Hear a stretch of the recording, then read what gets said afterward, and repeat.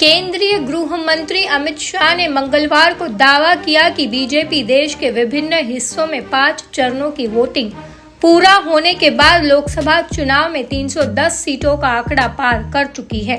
उन्होंने कहा कि बाकी की 2 चरणों की वोटिंग के बाद बीजेपी अपने 400 सीटों के लक्ष्य को पार कर जाएगी।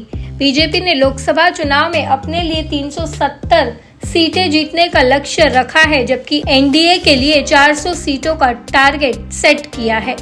अमित शाह ओडिशा के संबलपुर लोकसभा क्षेत्र में एक सार्वजनिक बैठक को संबोधित करने पहुंचे थे। यहां पर उन्होंने राज्य में हो रहे विधानसभा चुनाव को लेकर भी बात की।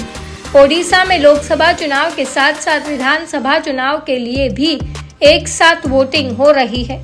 उन्होंने यहां लोगों को संबोधित करते हुए कहा कि बीजेपी का लक्ष्य ओडिशा में 75 से ज्यादा विधानसभा सीटों पर जीत हासिल करना और सरकार बनाना है।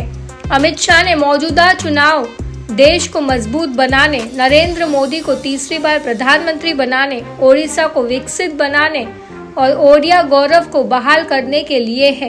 केंद्रीय गृह मंत्री और बीजेपी के वरिष्ठ नेता अमित शाह ने मुख्यमंत्री नवीन पटनायक और उनके तमिलनाडु में जन्मे करीबी सहयोगी वीके पांडियन पर निशाना भी साधा।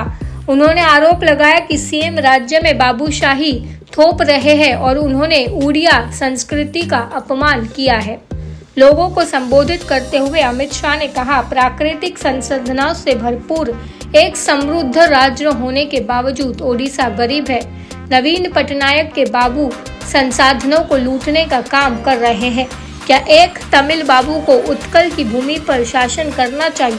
यह काम सिर्फ उसी शख्स को सौंपा जा सकता है जो उड़िया में बोल सकता है और भगवान जगन्नाथ की परंपराओं को आगे बढ़ा सकता है।